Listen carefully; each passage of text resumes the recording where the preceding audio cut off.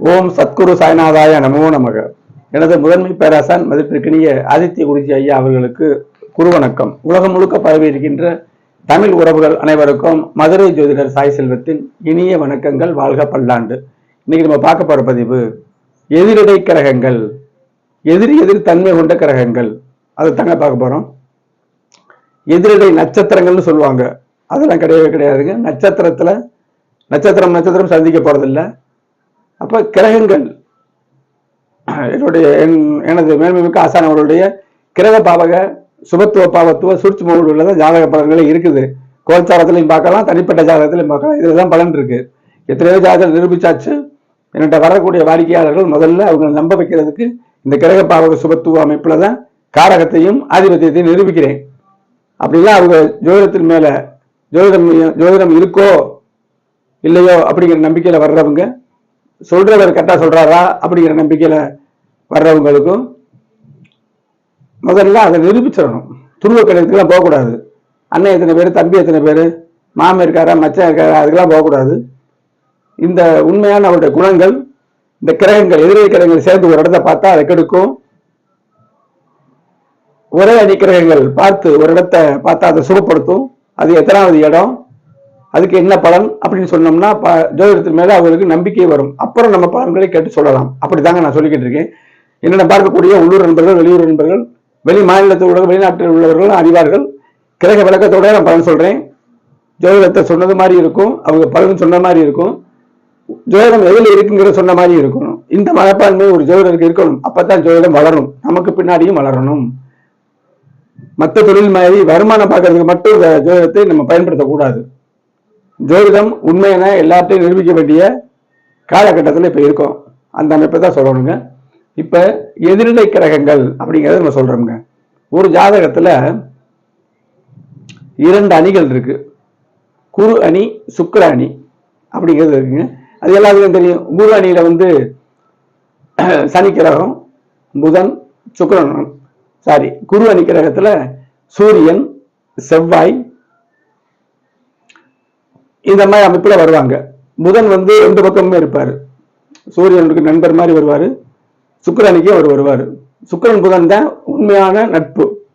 இருவரும் பரஸ்பரம் நட்புன்னு சொல்லணும். சுக்கிரனில் பார்த்தீங்கன்னா சனி, புதன் இவங்கெல்லாம் வருவாங்க. அப்ப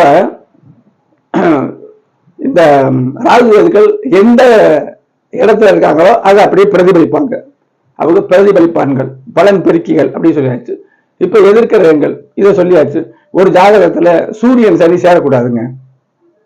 ஒளியும் இருளும் நல்லதில்லை அப்படின்னு சொல்லிடக்கூடாது. சூரியன் சனி சேர்க்கப்பட்டவர்கள் தந்தையார் மிக மேன்மையா இருப்பார். என்ன காரணம்? சுபத்துவம், பௌர்ணமி அமைப்பு, குறுபார்வை, 2-3 கிரகங்களோடு சம்பந்தப்படுதல், சுப கிரகங்களோடு சம்பந்தப்படுதல் நன்மையான மேன்மையான பலன் தரும். ஜோதிடத்தில் விதிகளை காட்டிலும் விதி விலக்குகள் தான் ஒரு தீர்மானமா சொல்ல பயன்படுபவை. அதே மாதிரி செவ்வாய் புதன் கண்டிப்பா சேர்க்கக்கூடாது, சேரவே கூடாதுங்க. சம்பந்தப்படக்கூடாது, பார்க்கவும் கூடாது, சேரவும் கூடாது, பரிவர்த்தனை அடையவும் கூடாது. இதுலயும் 1000 விதிவிலக்குகள் இருக்கு. ஒரு லக்கணத்துக்கு, சிம்ம லக்கணத்துக்கு புதன் செவ்வாய் நண்பர் அவசியமானவங்க. அதுல ஒரு சூட்சுமம் இருக்கு. பொதுவா செவ்வாய் புதன் எதிர்க்கிறவங்களுங்க. அவர் வீட்டுக்கு 8ஆம் வீடா வருவாரு, இவர் வீட்டுக்கு 6ஆம் வீடா வருவாரு. 6-8 காம்பினேஷன் வரும். செவ்வாய் ஆத்திர கிரகம், புதன் அறிவு கிரகம், ஒத்து வராது. அப்ப செவ்வாய் புதன் எதிரிடை கிரகங்கள் சேரக்கூடாதுங்க. இதுக்கு விதிவிலக்கு சுப தொடர்புகள். அடுத்து குரு சுக்கிரன், கண்டிப்பா 2 பேருமே சுபர் தான். ஆனா நல்லா மைனூட்டா புரிபவர்களுக்கு இது புரியும். சுக்கிரன் குரு ஒரு ஜாதகத்தை சேர்ந்தா ஏதோ ஒரு இக்கு இருக்குது. எந்த சுக்கிரனுடைய வீட்டுக்கு மறைஞ்சிருக்கா, குரு வீட்டுக்கு மறைஞ்சிருக்கா, சேர்க்கையில 2 வீட்டுக்குமே சம்பந்தப்பட்டு இருக்காங்களா அப்படிங்கிற 2 ஆதிபத்திய அமைப்பு வரும்போது வரும். அப்படிலாம் இருந்தா அந்த குரு சுக்கிரன் ஏதாவது ஒரு பின்னடைவு தரும் அப்படிங்கிற அமைப்பு. இடம் கொடுத்த கிரகத்துல அமைப்பு, பார்க்கிற கிரகங்களை வச்சு அதை சொல்லணும். இந்த சுக்கிரன் குரு எதிர் கிரகங்கள் இப்படிதாங்க. அதே மாதிரி சந்திரன் சனி எதிர்கிரகம் தான். சூரியன் சனி மாதிரி சூரியனுக்கும் சந்திரனுக்கும் சனி ஆகாதவருங்க. அந்த மாதிரி வரும். செவ்வாய் சனி சேரக்கூடாதுங்க. செவ்வாயும் சனியும் ஒரு இடத்துல இருந்தா அந்த பாவம் நசுங்கி போகும். ராகுவும் சேர்ந்துச்சுன்னா சுத்தம் அப்படின்னு சொல்லிட முடியாது. சுபத்தன்மை தான் மாறும். இப்படி நம்ம ஒரு வார்த்தையில எதையுமே சொல்ல முடியாது. ஒரு அகராதிக்குள்ள இந்த ஜோதிட பலன்கள் அடக்கவும் முடியாது. இப்ப நவீன காலமாக சாப்ட்வேர்லையும் அடக்க முடியாது. கணக்கு போல சாப்ட்வேர், பலன் சொல்ல மனித மூளை. அப்படிதான் நம்ம பலன் சொல்லுங்க. எதில் இருக்கிற ஒரு ஜாதகத்துல யோகமான ஜாதகம் பல கணக்கு இருக்குது.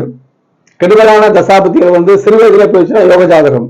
அவர் மனுவாகும் போது, மனுங்கிறது அவர் ஒரு திறன், அவருக்கு வயது வரும் பொழுது, பருவம் வரும் பொழுது அந்த தசை வரக்கூடாது.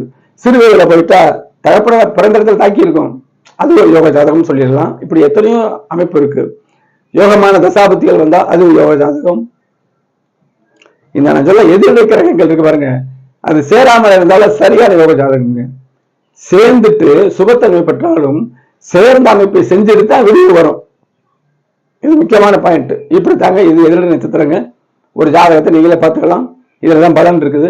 கிரக பாவக சுபத்துவ பாவத்துவத்துல தான் பலன்கள் இருக்குது.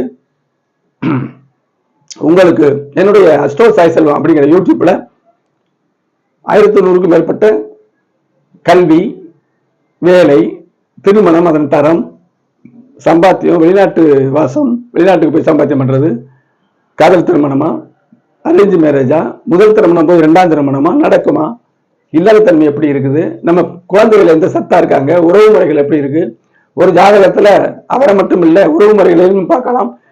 ஒரு ஜாதகத்துல பார்க்கலாம். அதை தெளிவுபடுத்துவதற்கு சம்பந்தப்பட்ட ஒரு ஜாதகத்தை பார்க்கணும். இந்த இடத்துல நம்ம சொல்றேன் பாருங்க, தடுமாறாம சொல்றேன். ஒரு ஜாதகத்துல உறவினர்கள் அவரை மட்டும் இல்ல, அவர் குணம் மட்டுமல்ல, தாயின் குணம், தந்தை குணம், அவர் எந்த துறையில இருக்காரு, கிரக பாவக சுபத்துவம் நாங்க அழகா பார்க்கலாம் அப்படின்னு நம்ம சொல்லலாம். ஆனா தெளிவுபடுத்துவதற்கு அவங்க ஜாதகத்தை நம்ம பார்க்கணும் அப்படிங்கிறது உறுதியான அமைப்புங்க. இந்த மாதிரி உள்ளிட்ட வீடியோக்கள் நிறைய இருக்குது. அஸ்ட்ரோ சாய் செல்வம் அப்படிங்கிற யூடியூப்ல போங்க, சப்ஸ்கிரைப் பண்ணுங்க. அப்பதான் அடுத்தது நீங்க பார்க்கலாம். ஷேர் செய்யலாம். நீங்க மட்டும் இல்ல, உங்க உறவினர்கள், நண்பர்கள் ஜோதிடத்தில் உண்மைத்தன்மை அப்படின்றது உங்களோட ஜாதகத்தில் கேள்விகளை கேட்டு தெளிவாக கிரக வழக்கத்தோடு பலன்களை தெரிந்து கொள்ளலாம். என்னிடம் ஜாதகம் பார்க்க திரையுடைய இந்த வாட்ஸ்அப் நமக்கு தொடர்பு கொள்ளுங்க. கிரக விளக்கத்தோடு பலன்களை தெளிவாக இதுதான் இப்படித்தான் என்ற அமைப்பில் நீங்க கேட்டு தெரிந்து கொள்ளலாம். குடும்ப ஜாதகங்களை பார்க்கும்போது பலன்களை வெகு துல்லிதமாக எடுக்கலாம். ஒருத்தருக்கு பலன் சொல்லும்போது வீட்டுல என்ன, இந்த சனி முழு பாவகிரகம் கோச்சாரத்துல இந்த சனி, ராகு போன்ற இருக்கிறவங்களுடைய கோச்சார அமைப்பு இருந்தா இந்த பலன்கள் கொஞ்சம் சதவீதம் குறையும். இதெல்லாம் நம்ம உண்மையான விஷயம். குடும்பம் ஒரே உயிர் அப்படிங்கிற அமைப்புல இது இருக்குங்க. அதனால எந்த ஒரு பலனாலும் நீங்க கருத்து வந்து கொள்ளலாம். எப்போதும் இணைந்திருங்கள் எனது அஸ்ட்ரோ சாய் செல்வம் அப்படிங்கிற யூடியூப்ல. அடுத்து ஒரு பயனுள்ள வீடியோ சந்திப்போம். நன்றி, வணக்கம்.